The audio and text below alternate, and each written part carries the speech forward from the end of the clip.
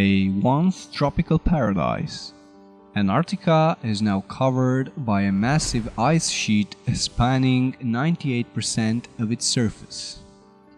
Since it had been rediscovered in 1911, this southernmost landmass became a subject of intrigue worldwide, with world superpowers showing an unprecedented desire to preserve this desolate land. 1 year after the Chinese detailed mapping of the region in 2005, NASA scientists announced their satellites had detected a huge electromagnetic anomaly buried beneath the frozen coat of ice.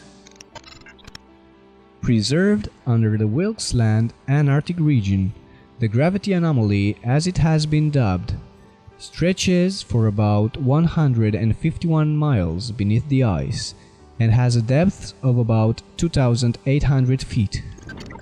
So far, the best scientific hypothesis that has been put forward is that a colossal object, most probably a meteorite twice the size as the one that had wiped the dinosaurs millions of years ago, is sitting in the middle of a 300 miles wide impact crater. This is to say, a bold and hard to prove idea, yet it's enough to comfort those seeking the best scientific explanation. For those of you not relying on NASA for a straight answer, we have a different story to tell. A meaningful story that had been kept away from us for thousands and thousands of years. Here's what they don't want us to know. This year, on March 14, an intricate article was published by Israeli News Live entitled "The Fallen Angels Imprisoned in Antarctica and Are Still Alive." Commentator Steve Ben Nunn shared some intriguing passages from the Forbidden Book of Enoch, which, believe it or not, subtly refers to Antarctica as the land where the fallen angels had been imprisoned by God in remote times. Something that I discovered recently written in the book of Enoch, and we're going to even be looking at some articles that have been considered, well, some might say it's fake news, some might say it's satire. Regardless of the case, there may be some very truth to it, and this is why I wanted to talk to you about these things. Antarctica has really become a major subject in recent, well, in fact, in the last year, even more so. There's been every kind of conspiracy theory that it is a place for a massive alien base. This is where aliens go at. We know of the one of the former military officers, Byrd, who fought a conflict near Antarctica and lost a lot of men, claiming that there were flying discs, flying saucers coming out of the Antarctica, and just there's all kinds of evidence that is legitimate evidence that clearly seems to show that the Antarctica is certainly a base of some sort. The Germans also, under Adolf Hitler, had a base down at Antarctica. There's all kinds of things that are going on in this region of the world. As you can see on your screen now, this is the book of Enoch. I was reading in the first book of Enoch, chapter 18, and this is where the angel Uriel is taking Enoch and showing him some very interesting things. We go down to say verse 4 and begin there. It says, "And I saw the winds which turned the sky and caused the disk of the sun and all the stars to set. And I saw the winds on the earth which support the clouds. And I saw the path of the angels. I saw at the end of the earth the firmament of heaven above. And I went towards the south."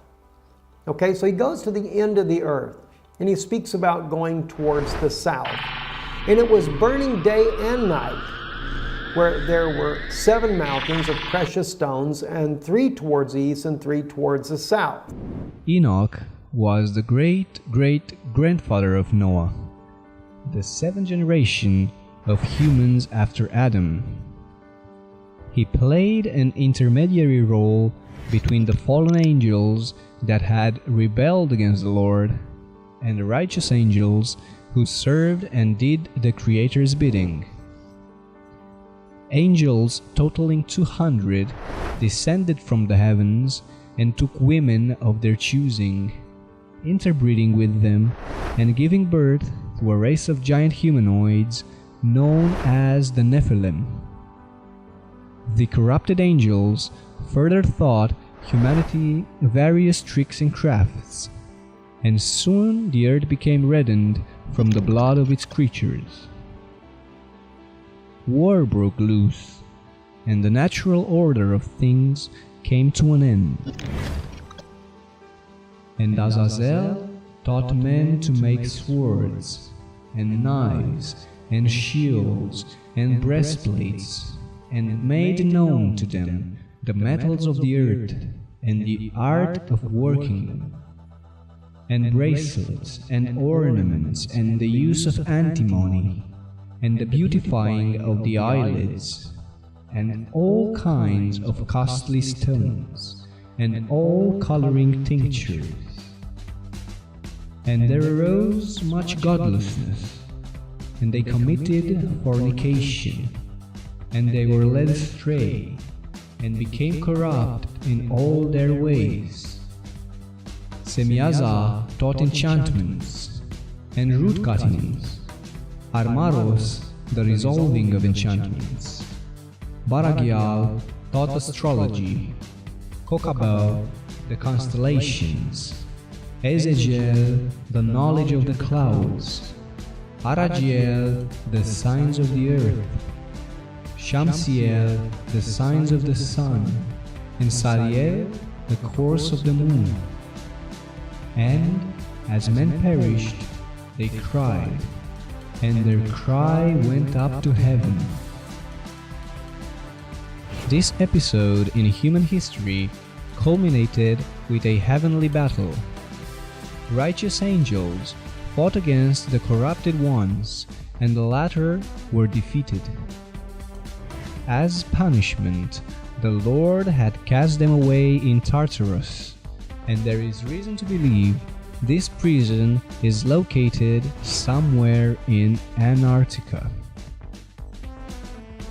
Due to the successful role Enoch played in this conflict, together with his untainted nature, the Creator spared him of his earthly demise and took him directly into the heavens to witness the forthcoming events.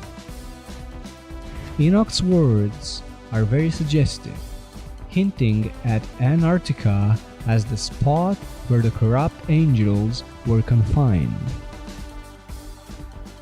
And I saw the winds on the earth which supports the clouds, and I saw the path of the angels. I saw at the end of the earth the firmament of heaven above, and I went towards the south, and it was burning day and night, where there were 7 mountains of precious stones, 3 towards the east, and 3 towards the south. And those towards the east were of colored stone, and one was of pearl, and one of healing stone, and those towards the south of red stone, and the middle one reached to heaven, like the throne of the Lord of Stibium, and the top of the throne was of sapphire. The second passage describes Enoch's journey south, where he witnessed a curious phenomenon where the sky was burning day and night. This could be interpreted as the southern hemisphere summer season in Antarctica, where there is daylight for 24 hours. The burning sky phenomenon refers to the aurora australis, or the southern lights, which are visible from high southern latitudes in Antarctica, Australia, New Zealand, Chile, and Argentina. Regarding the 7 mountains, Mount Vinson qualifies as the central mountain described by Enoch, as it is the highest in Antarctica. It does indeed have 6 other adjacent peaks, but they don't match the alignment depicted unless we shift Earth's axis of rotation. The pole shift hypothesis speaks of rapid shifts in the relative positions of the modern-day geographic locations of the poles and the axis of rotation of the Earth, thus triggering calamities such as floods and tectonic events. According to the research conducted by Sir Charles Hapgood, such brisk changes were a common occurrence in Earth's history, and proposes that the last pole shift had happened about 11,000 years ago, at the end of the last ice age.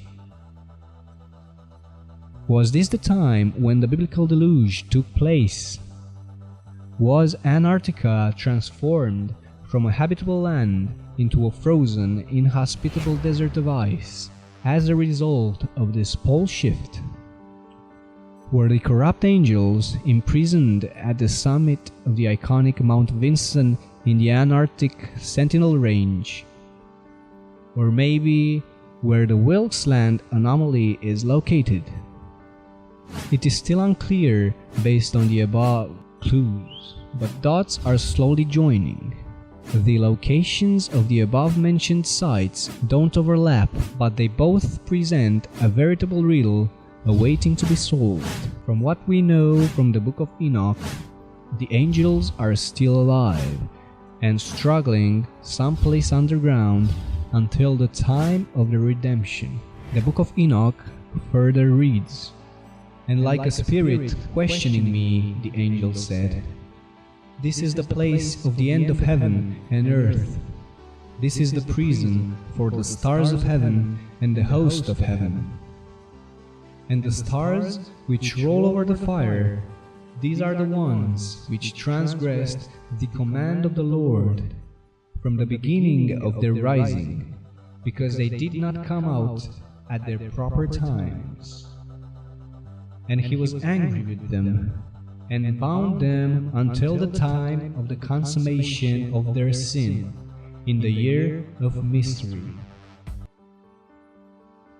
With this last passage in mind, it could be that Antarctica's riddles are too complex to unfold, and are instead awaiting this mystery year to arrive. Its frozen prisoners shall return to this land to wash their sins in the battle with the evil that is to come.